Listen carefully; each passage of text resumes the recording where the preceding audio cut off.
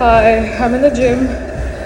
अभी हमारा गेट की बात करें ना, तो हमारा गेट के सामने जो रोड है ना, वहाँ पे दोनों साइड झोपड़पट्टी है। एक साइड बीएमसी का गार्डन है, एक साइड झोपड़पट्टी है, एक साइड एक टूटा फूटा बिल्डिंग है। तो अगर ये झोपड़पट्टी वाले कभी अटैक करें, कभी स्टैम्पीड जैसी सिचुएशन करे, तो हम कुछ कर नहीं सकते। You understand, we are cornered. So fire की तो बात छोड़ो, फायर एक्सटिंग्विशर की, अगर ये झोपड़पट्टी वाले अटैक करें, बिकॉज जैसे अभी कुंभ मेला में स्टैम्पीड हुआ, तो जब स्टैम्पीड हुआ तो people could not go anywhere, they were crushed. उसी तरीके से अगर ये झोपड़पट्टी वाले अटैक करें हाई राइज बिल्डिंग पे, क्योंकि कोई इनको कुछ बोलता है तो ये बहुत एग्रेसिव हो जाते हैं। Do you understand? Because when I went on the road to do the business, I realized that I was not competing with them, but I was just trying to learn my skill. But because I was on the road and I was learning the skill, they thought I was a threat to them and they kind of attacked me only. You know, गुंडे भेज के, अपने bullies भेज के। अगर आप मेरे पहले के वीडियो देखोगे, 1-2 साल पहले के वीडियो, तो you will know that they sent all these, puppets to kind of threaten me, bully me. So I had a body language because I was like, why are you threatening me, bullying me? मैं तो वही कर रही हूँ जो तुम कर रहे हो, ठीक है ना? और मेरे पास तो कागज़ भी है, तुम लोग के पास तो कागज़ भी नहीं होंगे।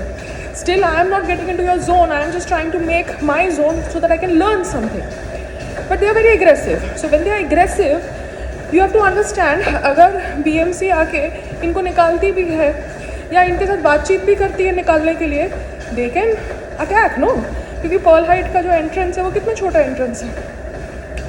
जब मैं लॉकअप शो पे थी तब आई थिंक यहाँ पे बिल्डिंग में आग लगी थी, तब फायर एक्सटिंग्विशर आया था एंड ऑल दैट।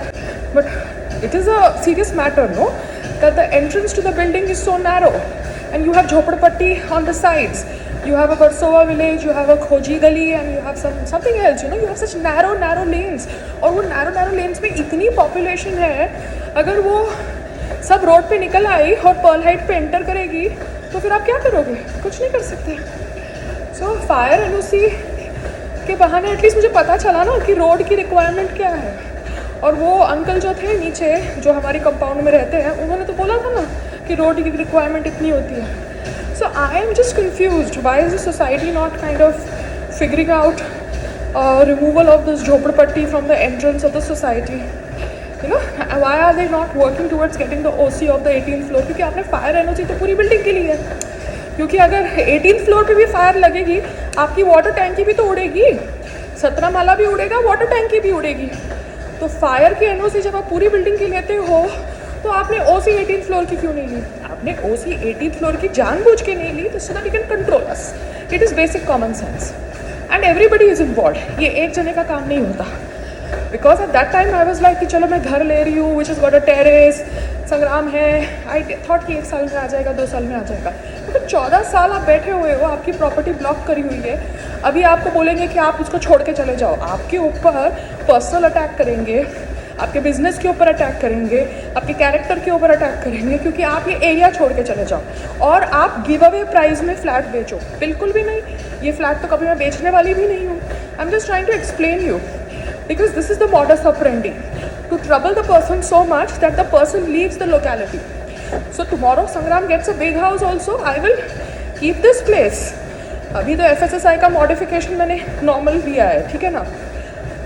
एक बार मेरा ये फायर एनओसी का क्लियर हो जाता है, देन आई विल सी कि मुझे रेस्टोरेंट्स और ईटरी का भी FSSI का लाइसेंस करूँ, घुमस्ता भी रेस्टोरेंट और ईटरी के लिए करूँ, क्योंकि मेरा भाई फायर एनओसी एक बार क्लियर हो जाए ना, तब मैं जाके ये बाकी सब लाइसेंसेस में चेंजेस करूँ। क्योंकि प्रॉब्लम क्या है, हम लोगों को घुमाया जाता है कि भैया ये है, ये है, ये है। आधे से ज़्यादा लोग जो दुकान खोल के बैठे हैं ये लाइसेंस वाले, उनको खुद ही नहीं पता कि वेबसाइट के ऊपर क्या है।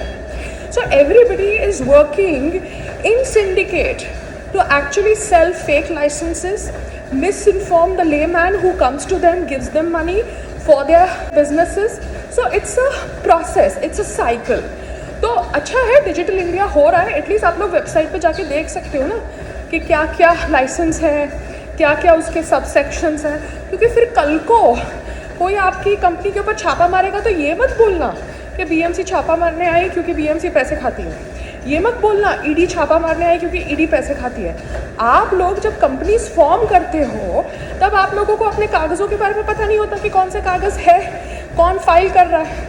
अगर संग्राम का जो पहले सीए था वैसा सीए सबकी कंपनी में है, जो फिटनेस कंपनी का ऑब्जेक्ट क्लॉज पेस्ट कंट्रोल डालता है, तो कल को कंपनी बड़ी होगी, लोग कागज़ निकालेंगे, तो कहीं ना कहीं तो डिफ़ॉल्ट निकलेगा ही निकलेगा। फिर आप बोलोगे कि भैया आपने तो गलत किया है, ये सेक्शन पढ़ा है, वो सेक्शन पढ़ा है। इसलिए बैठ के मैं सब चीज़ें पढ़ती हूँ। अभी यहाँ पे नीचे एक जगह भी है साइकिल रखने की, मगर सब लोग अपने घरों के बाहर साइकिलें रखेंगे, सब कुछ रखेंगे, तो रखो भैया, मेरा क्या जा रहा है। मैं तो बड़ा घर लेके निकल जाऊँगी। आपको क्या लगता है मैं सारी उम्र यहाँ पे पड़ी रहने वाली हूँ in this shit hole? No, but because it is a shit hole, I have to use it properly. I am not going to throw it away because you guys played a game with me. You guys did not give me an OC. Got it? And my husband was like, okay fine, let's believe the system. बाकी 3 terrace flats है, बाकी 3 terrace flats को ज़रूरत ही नहीं है OC की. समझ रहे हो? वो अपना डबल फ्लैट लेके मल के बैठे हुए हैं, तो उनको OC की ज़रूरत ही नहीं है. So सब लोग कुएं में कूदे तो उसका मतलब ये नहीं है कि मैं भी कुएं में कूदने वाली हूँ. ठीक है ना? So that's the whole thing.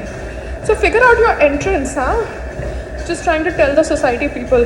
क्योंकि अगर ये जिस प्रकार से कुंभ मेला में IT सेल प्रमोट कर रही है अमीर गरीब गरीब अमीर, the poor people can barge inside the building and you will have no place to go. You understand?